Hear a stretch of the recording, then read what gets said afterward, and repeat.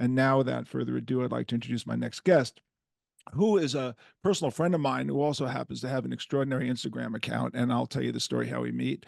Um, Her name is YANA RONEY. And I, before I saw the Instagram account, we met at a pool at a vacation spot with our families that are sharing. I'm not going to tell you where it is because I love this place so much. I don't want the world to know to go there because it's such like a little slice of heaven that we apparently we all really love. But let's just say Jana was at the pool, I think, with her kids, and I'm looking at her covered in tattoos, incredibly beautiful woman, and I'm standing there going, "Who is that? What's the deal? Is she in the rock business?" Like I thought for sure she was like a promoter or a merch person. Not to say she couldn't be a musician, but you know, like this incredibly beautiful woman is at the pool with her kids, and I'm thinking, wow, what? Maybe she's married to a rock star.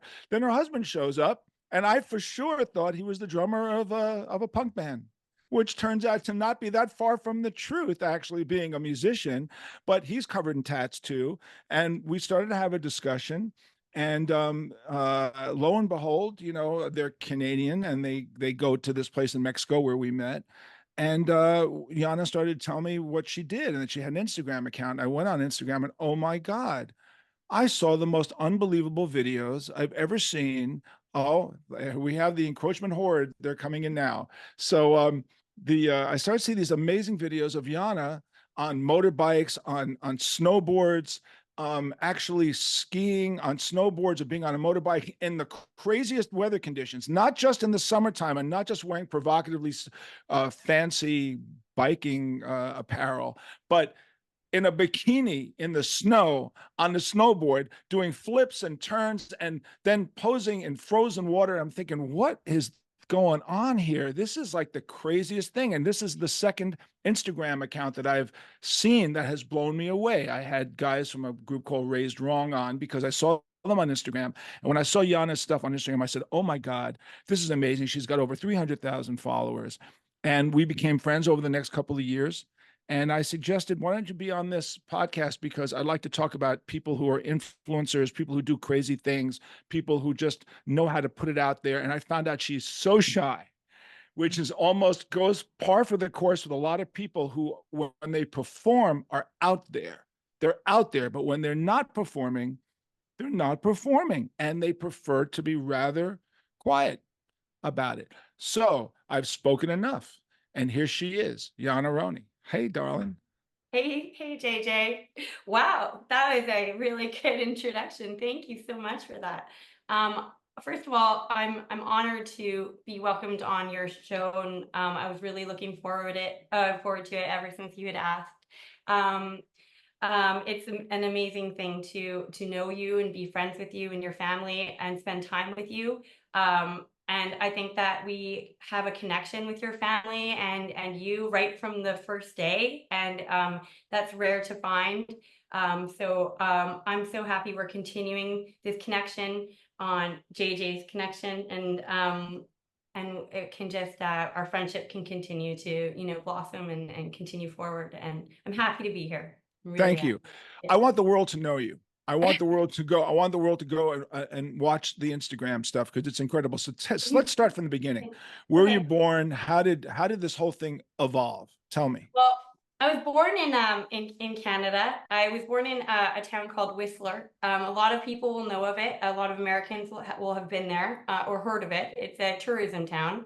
Has the best skiing and snowboarding in the entire world. I was really lucky to grow up in a town that is similar to Disneyland for adults. It has two mountains, really great backcountry, just the most skiing that you could ever wish for in one little town, and I saw it grow. We had the Olympics there in 2010, and since then it just blew up, from being a kid and watching the town just grow and grow. And so yeah, that's what got me into, extreme sports just from a really young age. And I used to compete in snowboarding growing up, and I was on certain teams. I was on the BC team snowboarding for a really long time, and then I had an injury, so that took me out for a really long time. but yeah, it was what started everything was my snowboarding, and that's where I come from. The snowboard culture, that's kind of, and that generation, the '90s snowboard culture generation, is kind of where I come from and why I do things the way I do. And people find it weird, but if you were born in the '80s and grew up in the '90s, it's just kind of, that's my vibe. That's what I'm going for when I do my videos. So that's kind of where I'm coming from, and my hometown kind of started it all. Growing up in a town that nobody really had a childhood in. My class was like 10 people. We graduated with 10 people. We had to invite the whole school to go to our graduation party, and I think there were like 50 kids there. It's really tiny. So just growing up in that town kind of, was crazy, and it started off my crazy journey into becoming an athlete and doing all these extreme sports. So Did your parents encourage you? Did you have siblings that encouraged yeah. you? Tell Oh, me I about have, that. yeah, I have two crazy older siblings. They're quite older than me, about 10 years older. And so I looked up to them, and they were sponsored athletes as well. And they were way crazier than me.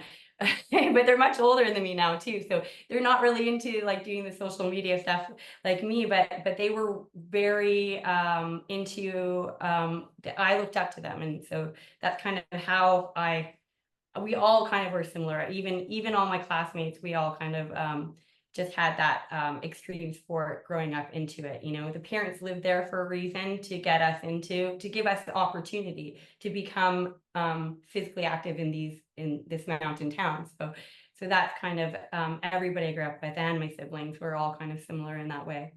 Were there roller skate parks there as well? Yeah, there's big skate parks in Whistler. There's you can do everything. There's mountain biking in the summer on the mountains. It's like some of the best mountain biking in the world in Whistler.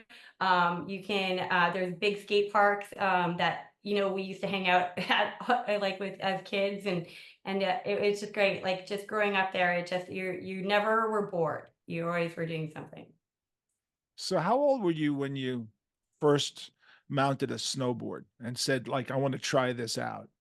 And did Um, it scare your parents, by the way, or not? Tell me. I was 5 years old. So that would mean that it's been about 33 years since I've started snowboarding. So I was 5, and I started off on skis when I was 4. I did the classic ski school, the little, the cute little kids on the 2 skis doing pizza and French fries. And I could never get the hang of when to pizza or when to French fry. And I would just go straight down. And they were like, oh my God, she's out of control. Like she can't figure it out. so then we got me on board, which my older brother introduced me to, and he's the one who actually taught me how to snowboard. And he put me on a board, and my mom was like, she's very supportive of this stuff. She's Czech.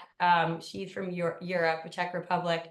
So she's extreme herself. She's like, the more the better. She was never nervous about us doing these things. Yeah, and then I was a natural. It just came. It's so much more different than skiing for me. Apparently, I like going sideways rather than straight. It's just one of those things. My life is kind of sideways, so I like it that way. So I've always been a believer that athletes, musicians, artists get addicted at a really young age because Right. something turns them on and they go and then they want to pursue it like crazy. Whereas a lot of business guys will go to business school, and they'll get their pathway after college. They'll get degrees later on. But creative people like athletes and musicians, somehow the spark is lit and Right. at a young age and they get obsessed. So what was that spark? Was it Shaun White? I probably not, because Shaun came out years ago. But what was that? Did you watch something on television? Did you see somebody win a medal and go, I can do that? Like, what was that thing that turned you on to it? I'm not sure. I think it was the feeling. I think there was no person that really did it for me. It was more of the feeling that it gave me and the rush of the feeling. And I become addicted to the feeling of doing something and getting better, and the progression. And if there was any one person that really inspired me to continue, it was my mom. You know what I mean? She didn't snowboard or do anything. It wasn't a particular athlete that I was looking at, but she brought me to Whistler as a single mom, and it was extremely expensive to live in Whistler. And she spent her last dollar to put me into these sports because she saw that I was good at it, and she kept me going. And so I wanted to do it for her. I wanted to make her proud. So I like, sorry, I loved just making my mom proud, and the feeling of it, and the progression of doing something that you ended up loving so much. So when you started this out, or you started to compete early, were they Mhm. unisex things like boys and girls together, or was it divided? How'd that work? Yeah, it was unisex. I was competing in half pipe. So that was mine. Everybody would do different things. You know, you had slope style, you had freestyle, and I did specific, like I did half pipe. So big half pipe, and you would just go up and down sides and do your tricks and then hike back up all day. And you would just practice all day long. One year they actually took away the half pipe in Whistler, and we would go down to Vancouver. There's a mountain in Vancouver. We went there and practiced there a ton. And so, yeah, I really loved half pipe. And then they stopped making the half pipe for a ton of years. But I had broken my body by then anyway. So it just was like they had sometimes made it, and then they took it away. But it was great. That was my specific thing that I love doing. Is And what age was that you really started focusing in on this? Yeah, 18, I think. It was I was on a snowboard team when I was 14 and up, and then when I started to compete, it was 18. And then I went on to do that until I was like 24 was when I broke my collarbone. And it was a really bad break. So I've never really been able to recover from that one and perform um competitively after that. So it was from like 18 to 24, I would And say. what was the conditions by which that occurred, the injury occurred? And when you say that you haven't been able to compete, is that because of your own reticence of wanting to relive that again, or is it because there's physically something preventing you from reaching that level now? Well, I'm still doing like the backflips and such, but you know, when it happened, it was a really bad situation. I had ran into a tree, and I exploded my collarbone, and it came right through my skin. And it was a gory situation where I lost a lot of blood, and I almost had died, and it was really scary. And so it was a mental thing, I would say, because I had recovered physically, but then I decided I wasn't going to compete anymore. And I would say it was more mental for me because of just the trauma from that having that happen.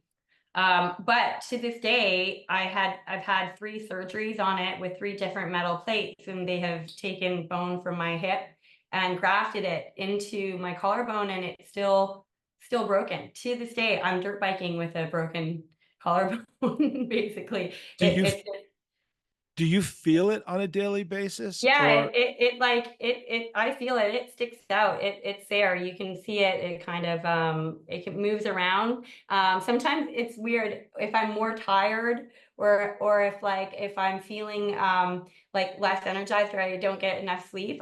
Sometimes it aches. It's a really weird injury where some days it's good and some days it's worse than others, and it could just be because like maybe I rode harder. I maybe rode harder the day before, and I didn't know I tweaked it in a little bit of a way. But really, actually, you know, that the metal plate in there is holding it together pretty good. So that kind of helps. But it was an injury that never healed, and I would say I can still do everything with it, but the mental what it left, the mental scar that it left on me from the experience of almost dying from that, I would say stopped me from competing in snowboarding. And I do it more for fun now. I do everything kind of for fun. And I don't really, well, yeah, I never went back to it at that age. So so how old were you at the time of the injury? You were how old? 24. You were 24. Okay. Yeah. So in the ensuing years, Mhm, between then and now? mhm. You just continued to do it because you had fun. Oh yeah, I mean, there was a big time that I stopped snowboarding in between that between then and my 30s. You know, I got into a lot of 20-year-old things that 20-year-olds get into, you know, especially living in a town where we have acrays at 12 o'clock in the morning, you know, or 10 o'clock in the morning.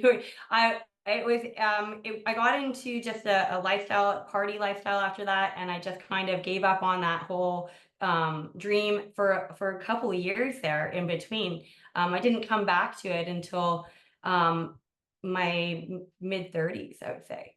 It was a big break in between. When did the tattoos start? Oh, When did the body art start? oh man, I remember me and my best friend, we went and got tattoos together. I think we were 16 and we signed each other's parental forms because we had to be 18. And we didn't even have an idea of what we wanted. We just went in there and picked something, and I picked something for her. She picked something for me. She got a dream catcher and I got a little sun on a tramp stamp on the bottom of my back. I still have it. It still looks good, you know. But like, yeah, that was the first one. And then again, it's like an adrenaline thing, you know what I mean? You get like even things like tattoos, it's like you get addicted to more and more. It's kind of funny. I don't know if it's the pain, it's just more of the art. You just want more art everywhere. It's kind of funny. I then I got one on my leg, and then I went to decide, I got a whole sleeve done on my one arm. And then when my son was born, I dedicated the whole other arm to him. And then after that, I decided to do my whole back, which was the most painful thing I've ever done in my life. And then I decided no more, no more. After this, I was like 36 when I got the one on my back, and I was like, man, I must be getting old because this hurts a lot. I probably don't have any more, you know, cushion back there or something. I must be losing all my like good skin. So it hurt a lot. He had to do it in dots instead of in lines because I couldn't handle it. So he did the whole thing in dots rather than normal lines like you would do a tattoo. So yeah, I guess now I'm done. I'm not going to get any more at this point. It's too painful, and I have other things that I'm super interested in doing. So it kind of, I'm over that now. So tell me about your evolution into social media and when this started and how it evolved. Yeah, it started. So when we moved, we were living in Squamish. And Squamish is just a town about an hour away from Whistler, where I grew up, and that's where I met my husband. And then we had a family and we had kids, and um, we live. Squamish is a great town. It's very outdoorsy. Lots of people want to live there. Everybody's kind of chasing it and wants to live there. It's as expensive as Whistler to live in, you know. And then my husband is from a rural place, interior BC. It's called the Kootenays, and it's very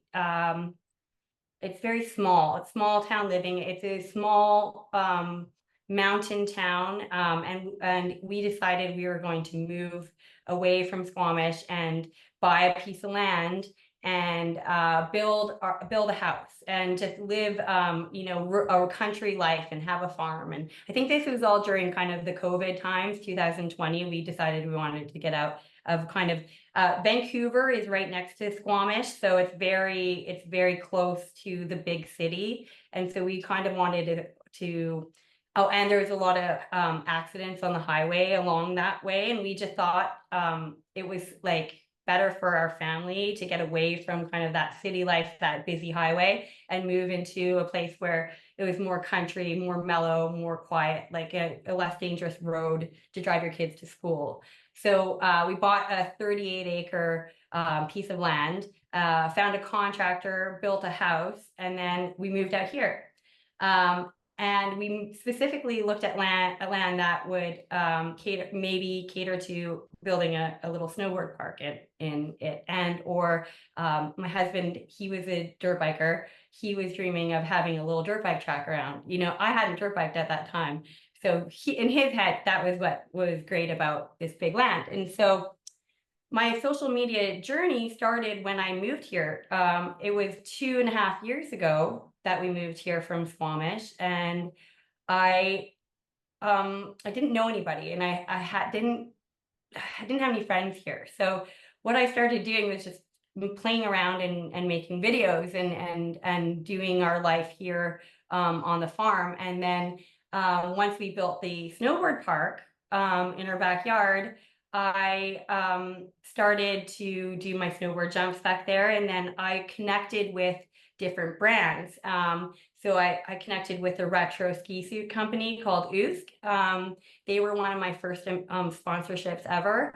And then I got sponsored by Kemper Snowboards as well. So those were my two first ever. I started with snowboarding before I ever did dirt biking. That was what I know. I've been doing it for 35 years. And so they also sponsored my husband too. So we were both doing these funny retro ski suits in the backyard and making videos, just doing jumps and doing fun things. So that's where it started. It started with just buying a big piece of land, building snowboard jumps, and making videos for fun. And it got bigger the second I bought my dirt bike. When I got my dirt bike, then it was already kind of doing really good just with the snowboarding, but the dirt bike kind of just put everything over the edge.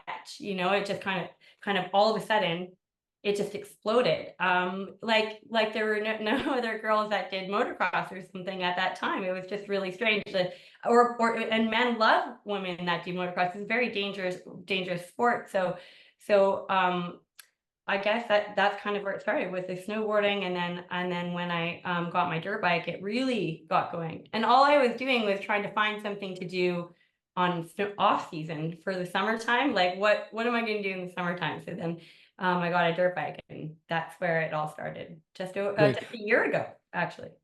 We're going to take a break for a couple of minutes for a word from Okay. our sponsor, and we will be back shortly. Matt, I'm going to do a couple of pieces for the magazine and for the pickup company. Okay, perfect. All right. So and you can either put this in the front, the back, or stick it right in the middle here, but I do need to just I need to promote DiMarzio and ToneQuest. Okay. Sounds good. So I'm going to do it right now, and then we'll continue. By the way, Matt, I have a question. Is it possible during this whole interview with Yana to intersperse any of the clips from her Instagram onto this for the purposes of putting this up on YouTube? Tor would be the one to give a better answer, but I would think so. Yes, I definitely. think that would be kind of cool because we could have Yana explain what she does, and then we could have some clips showing. I think that would be kind of cool to do that. Yeah, definitely. Okay. Definitely. All right, let me just do this blurb for these two companies really fast, okay? All right, here we go. Hey, a lot of guitar players out there want to know what pickups I've used, and I've been using DiMarzio's since 1977 when they first developed their super distortion pickups. DiMarzio makes some of the greatest pickups in the world. Aftermarket. This is the product that gives us the tone, the sounds that makes not only Twisted Sister go around, but Eddie Van Halen and Kiss and Judas Priest. I mean, there's hundreds and hundreds and hundreds of artists that have used DiMarzio. Steve Vai uses DiMarzio's. They have a huge variety of pickups, from Telecasters to Gibsons. You can get single coils, you can get P90 styles, you can get humbuckings. I mean, they do everything, and they're an incredible company. They're backed by a friend of mine, Larry DiMarzio, who actually is still the company president. They're made in the USA. They're fantastic pickups. I use them. Everyone I know uses them. That's the secret to our sound, the DiMarzio pickups. So if you get a chance, pick up a pair for your next guitar. And Matt, we're gonna have to edit this in. Do you remember what the tag is for DiMarzio and for ToneQuest? I can pull it up right here. Yeah, pull it up. What is it?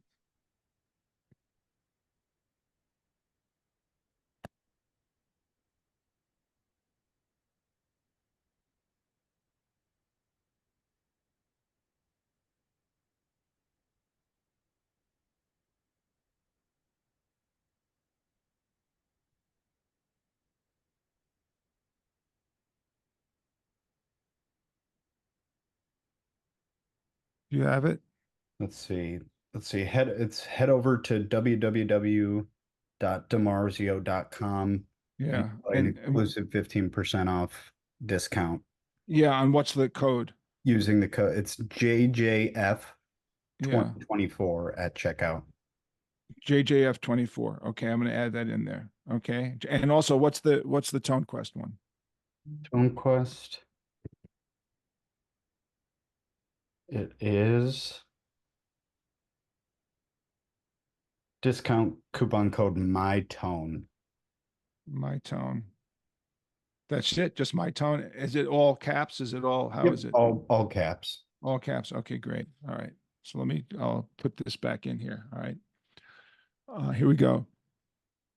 And as a special, because you listen to me on my podcast, if you order DeMarzio online at www.demarzio.com, you'll get a 15% discount by using the code JJF24. That's a 15% discount on really great pickups. I use them. I love them. Eddie uses them. He loves them. A lot of us use them. We all love them.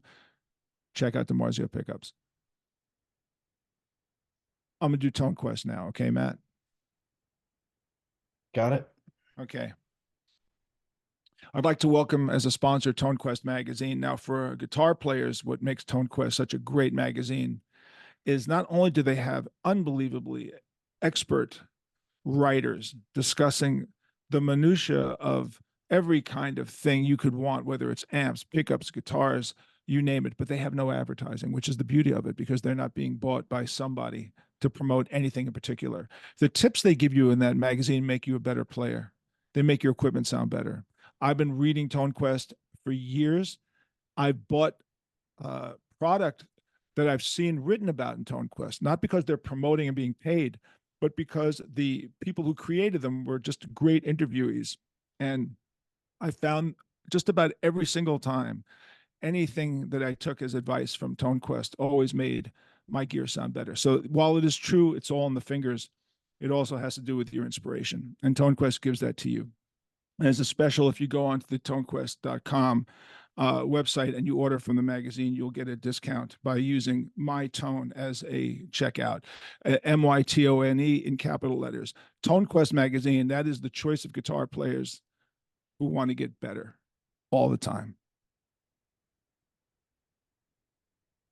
Okay? You got that?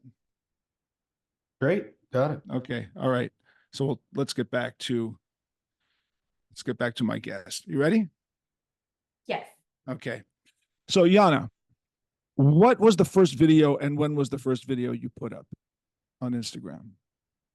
Oh man. The first video that went viral on Instagram, because I won't remember much before that. The first video was how to do a backflip on a snowboard. And I was in my retro pink Usk suit. And I woke up one day and I told Hazard's my husband, I go, I'm going to do a backflip today on my snowboard. And he goes, oh yeah, okay, Yana. You're always coming up with, I was like, nope, today's the day. We're gonna go in the backyard and you're gonna put tons of snow on the landing and I'm gonna do the backflip today. I'm gonna send it. So we go back there. It had just snowed the night before, and I told him to film each attempt of me trying to do the backflip for my first time on my snowboard. And first time I went, I did a kind of a weird little tester to see if I could throw myself backwards at all. And he had put lots of snow on the landing, so I just landed on my back. And I think I did it for about 4 attempts, and then I stomped it after the 5th attempt. And it was the most amazing feeling ever that I was able to just do a backflip on my snowboard in my backyard for the first time in maybe 15 years, So the video was how to do a backflip on your snowboard. And what I did was I showed from the first try, which was really, really bad, to the second, which got better. The third got a little bit more better. Fourth, almost had it. And then the fifth, it was like perfectly stomped. And I rolled out of it, or well, I slid out of it. And it got really big. I think it went to maybe 5 million, 10 million on TikTok and Instagram. I think it got bigger on TikTok than it did on Instagram, but that was my first real viral video. And people were like, wow, you made that look really easy. And I was like, it actually was not, it was pretty easy because I was all set up for success. You know what I mean? It was like doing it in a pool almost because of the soft landing. So I think that because the video, it makes it look, after the fifth attempt, I stomped it, that it looked really easy. Everybody then I hope they went and like practiced them. They thought it was doable themselves, you know, because it looked super easy to do. So that was my first big hitting video and it was a snowboard video. So we're talking to Yana Roney, who is the secret sauce to the magic of Powder Fluff Girl, and who I met, whom me and my wife met with her family a couple of years ago while we were vacationing in Mexico, and found out what Yana did. And when I went to Instagram and I saw these videos, they were incredible. I guess what I want to ask you is, how did the name Powder Fluff Girl come up? Was that just an inspiration of in a second, or did you think about it for a week, or how did that work? It was funny because it was a whole, me and my husband, we were in the car, and I was like, I think I have to come up with a different Instagram name. I think I have to come up with something that is more like catchy and kind of, you know, kind of more like me. And I forgot what my old username was, but I think it was something like Realize, Yana Realize, like real lies, like real lies and realize. It was like a weird wording anyway. So then I was like, what about Powerpuff Girl? Or I was like, what about Powder Puff? Wait a minute. I was like, fluffy powder. We're gonna do powder fluff, and then girl, because you have to have girl at the end. And so it was like Powerpuff Girls, but it was powder and fluff and girl. So that's how, and he was like, yeah, okay, but it stuck. And I honestly think the day I changed my name to that was it was something that really moved my social media forward as well. I think that it was catchy, and it makes sense. It doesn't, a lot of people kind of get it when they see me snowboard. The name really matches the winter stuff that I do, not so much the dirt biking, but also people call me Fluff and stuff all the time because I'm fluffy. I fluff everything up. I'm not the best at everything I do. I'm not the best dirt biker, but I fluff it up, you know? So they call me, they're like, pretty good job there, Fluff. And I'm like, yeah, thanks. I do my best. So I'm not claiming to be like a pro dirt biker. I'm a little bit of a fluff. You know what I mean? So it just stuck, and I think it works. I think it works with who I am. So when did the idea come to you that to be provocative in the coldest of weather, wearing nothing more than a bikini when there's snow everywhere, and all you have is the helmet on, with dressed the way you did? Like, what was the thinking behind that, and how did that evolve into what it is today? Because it really is extraordinary. I have to say that I think I said that to you when we were together this past winter. I said, well, how the hell did you do that? Like, what? How long were you exposed to the cold? You know, here you are in Canada. We all know what Canada can be like in the wintertime. So take me through the thinking of that, and what it actually, from a mechanics standpoint, what is it? How do you do that? How do you and Hazard pull that off? Yeah, I've actually been doing that for way longer than I've even been on social media, which is kind of funny. I've been practicing cold water therapy for a very long time. I have an extreme like I can be out in very cold temperatures and not get cold because of my practice. in the cold water. I do cold plunging even now. Even in the summer, I'll do cold plunging with about 3 to 4 times a week. The benefits are amazing for athletes, especially for people who are maybe struggling mentally as well. It's very beneficial. I have ADHD, and I'm always go in my brain, and so when I do cold plunging, it calms me down, and it makes me like feel like focused. It's incredible. So it comes from that. Like it comes from me swimming in the winter in the river. You know, I've been doing that, but prior to even filming that forever, I would I'd drive down to the river and I would go jump into the river. I would stay in the river for a couple minutes and then get out.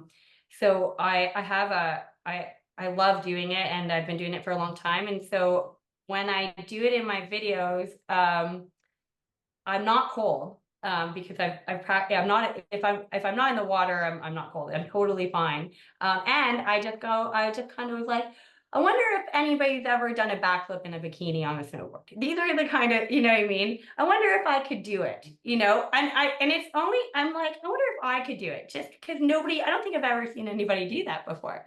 And so I kind of try to push the limits of what has been done and what hasn't. And so I just do it, and I just and you know, you fall on your butt a few times, and it hurts, but you know, it's fun. Like you not everything is safe, you know, not everything is comfortable. But then what makes you special? What makes you different if you're doing everything that's comfortable? Sometimes you have to do things that is uncomfortable to be different, and that's what makes you stand out. So And so not, yeah, not perfect either. And and not no, perfect. and not perfect. And I am not perfect. I f up like 90% of the time. I'm not perfect at anything, but I try my best, and I do my best, and I put myself out there in these weird, uncomfortable, silly ideas, situations, and it's it's fun, you know. It's fun, and it's kind of silly. Like it feels good when you kind of end up being able to do your silly idea that was so uncomfortable and and and different, you know. Do you enjoy the comments that you get? And do any of these comments resonate in your head? And I'm not looking for a salacious, that's not the point. The Mm. point of it is that do you feel that you've empowered people? Do you think that you have helped people in the process? Whether from a positivity standpoint, how do you view what you've done? Yeah.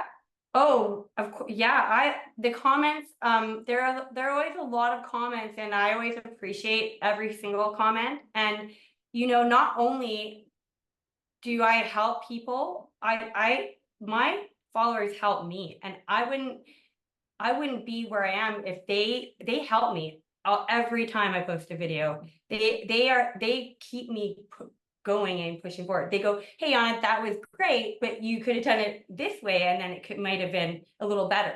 It's not me only inspiring others; they inspire me to do what I do, and that's why I pushed forward. That's why I progress so quickly. It's because of people pushing me forward, and inspiring me to keep trying and to keep going. And so it's a two-way thing with me and them. We all do it together. So Did you think in the beginning that that is what was going to happen, or was it just, let's just put this out there, let's see what happens, and I have no expectations one way or the other, and now you look back and you go, wow, I've brought something to this world and it's been a positive effect? yeah, I try to bring positive and inspirational. I'm also trying to help brands, and local companies, small businesses, that I'm trying to help them promote their products. And I pick and choose who I want to help support. And when things go well and I get that product out there for them, the ones that I believe in deeply, it feels good. It feels good that I've helped them, and that and I don't get paid or anything in return. I just actually believe in helping small businesses and brands move forward. And when we all do good, they're helping me by sharing their product with me, and I'm helping them by sharing my art with them. So yeah, it's great. Did you get endorsed by these companies prior to the creation of these videos, or have this happened as a byproduct of the videos? It happened as I actually had a few of the products already.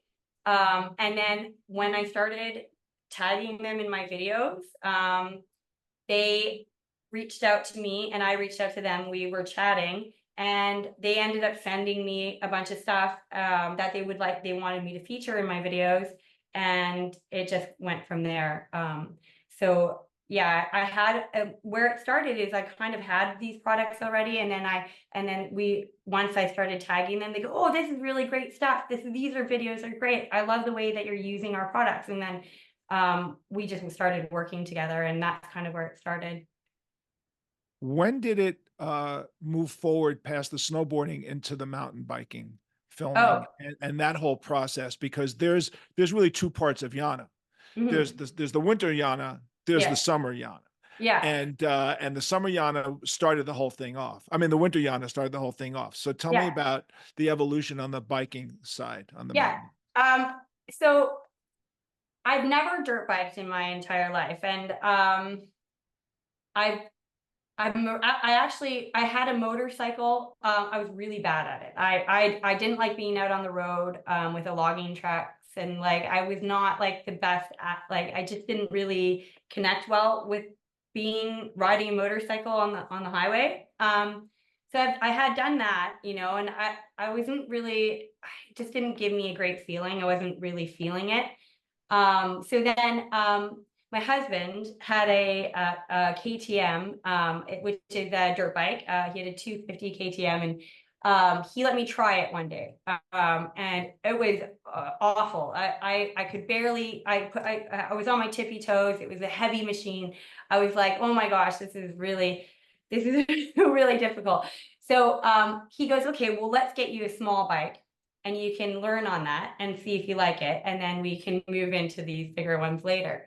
And so we got a little 150 or 140 Kawasaki green bike, and it was small, and I ended up selling or sharing it with my stepson, and we shared it, and so then I got really good at it really quick, and I actually really liked it. It was really different than riding a motorcycle on the road, and I really liked the way that you could jump it, So then I progressed on that pretty quickly, and then I ended up getting a big bike, like his bike, and that's kind of where it all started. He kind of led the way into the dirt bike world. Look who's behind you right now.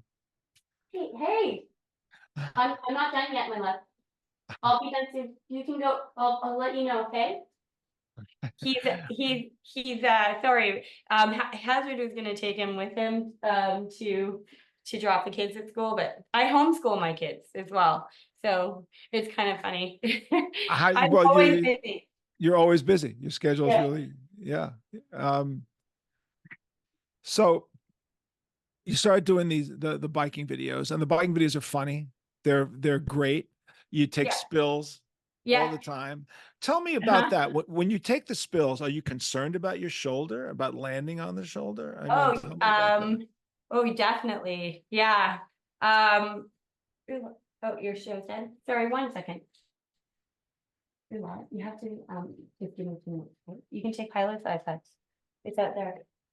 Sorry, JJ. It's okay. Sorry. So okay, when I do my when I do my biking and I fall, which is part of motocross, is you're gonna fall, you're gonna eat shit. But when you do it in a and you're wearing a bikini, for example, it's scary, right? But also I wonder if anybody's ever done a wheelie in a bikini before.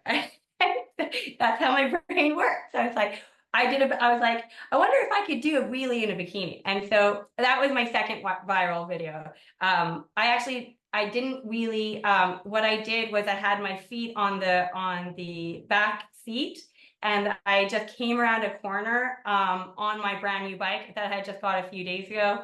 It was a big bike, and I was in a bikini, and then I jumped down on my foot pegs, and then I like brapped away. And that was my second viral video that had gotten big, and all I was doing was just kind of riding around on the dirt bike. So I always go kind of like, I wonder if anybody's ever done this before, or ever tried doing this. I just kind of want to do things that are a little different. Yes, it's dangerous. I would never recommend anybody doing it.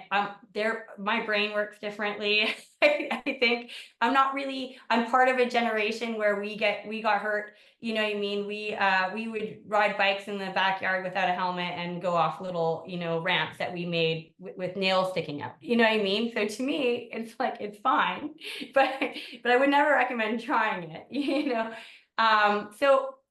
So yeah, it's just the way my brain works. And do I get hurt? Yes, I get hurt. Have I blown my elbow out, and have I hurt my collarbone again? Yes. Have I put the peg into my leg where I have holes in my leg? Yes, I have. If I were wearing proper gear, would it have happened? Probably still, because I fell pretty hard. My elbow dislocated, and you don't really have anything to protect you from that.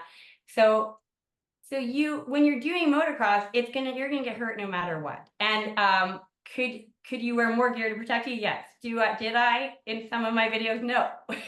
And I just do things that I just wanted to try and do it differently, and it was for fun, but I wouldn't recommend it. That's for sure. Right. Well, you can't say, and nobody got hurt, because occasionally you do. Occasionally I do.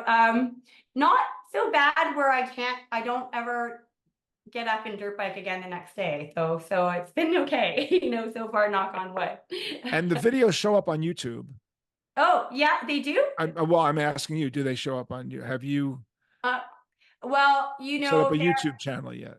I haven't started a YouTube. I've been asked a lot to start a YouTube channel. People have said, why don't you have one? You should start one. It would be great. The reason why I'm already a bit overwhelmed with just Instagram and TikTok, and then also Facebook. And I couldn't even imagine starting a whole YouTube channel. It would be too difficult for me to maintain anything else in my life with too much on my plate. I think all I can handle right now is the Instagram and the TikTok, but maybe later when I get more time, I could try doing a YouTube channel if I find the time. Well, we'll talk about that and merch too. On another conversation. How many videos have you done so far? I think it's not actually a lot compared to some creators. I think I have like 700, around 700 or How more. often do you do 2 a week, 3 a week now? What's the schedule? I try not to post every day, but I think I almost post every day. I try to take days off, but I love creating the videos, and I get inspired daily by things, and it's mostly like just the love of creating the video, creating. And so I would say I post almost every day, and then sometimes I'll go on a second day. So do you in your head have how do you think ahead, like 2 months, 3 months, like 4 months? What or do you just wake up in the morning and go, oh, let's do this today? This is what I'm thinking now.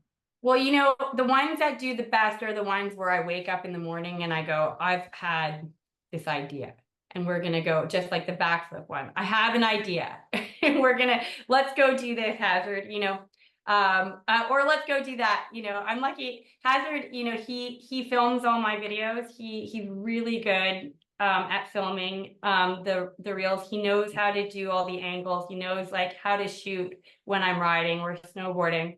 I always say it's because I think he loves me, and because he loves me, he knows how to shoot me. And I always say, if you're going to have somebody do your videos, make sure they love you and it'll turn out beautiful. And so we go out, I tell him my idea, I get super excited, and then he goes, okay, fine, yeah, we'll go out and give it a go. Does And then we'll film. And does he suggest, well, let's walk through the garage in a sexy outfit and talk about the gear that you're about to use? Like, where does that come from? he doesn't suggest anything. I think that I just point things out to him, and I go, I'm gonna wear this, and then I'll walk over there, and then or I'll hold something here, and then oh, I got an idea. I have purple rims. We're gonna roll it towards the bike, and then they're magically gonna be on the bike. You know what I mean? And he'll just be like, okay, just tell me what you would like. You know what I mean? How you would like that done. And so all the ideas kind of come from my head, but he makes it really good. And actually, I think I give him too much direction. He kind of gets mad about that. Sometimes he goes, I know what to do, Yana. Like, why are you giving me so much direction? He doesn't need that much. He knows what he's doing. And we kind of are a really good team. And then I edit all the reels, and then I also have to find music. And one of my favorite things about my videos is music. And it's really, really, really hard to find music that I enjoy, because I am kind of a 90s, 80s girl, and the music that's trending on Instagram is always like head explode kind of, and they always want you to use trending audio. And I will sit there scrolling through music for like 5 hours. It takes me 2 seconds to make a video. It takes me a whole day to find a song that I'm happy with to go with the video. And it's only just because there's a lot of crap out there these days, and all I want to use is stuff that's older, like older music, and it's hard to find. So. Yeah, the old stuff like Twisted Sister, the oldies, right? I think, I've used your music a couple of times already. I don't know if you know that, but I really love Twisted Sister. Hazard is always playing it on repeat. It's going on in the house all the time. Hazard has made a couple of videos to Twisted Sister. We kind of like to try to, I think you have a music video with a woman and she's beside a car. Is she washing the car or something? Oh God, yeah, yeah. that's an old one. That's yeah.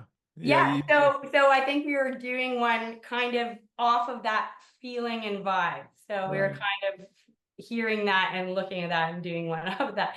So the music is important. It just you could have a really not the best video, but if the music is good, it'll do well. It's one of the most important parts about creating videos. Yeah, well, these days we have a visual medium and an audible medium, and the combination of the two is what makes TikTok. It's what makes all these Instagram. It makes what everything happens. It makes YouTube. It makes it all happen. Yeah. So Hazard. So just to explain to people, Hazard is your husband. Yes. And you have a family. You've got great kids.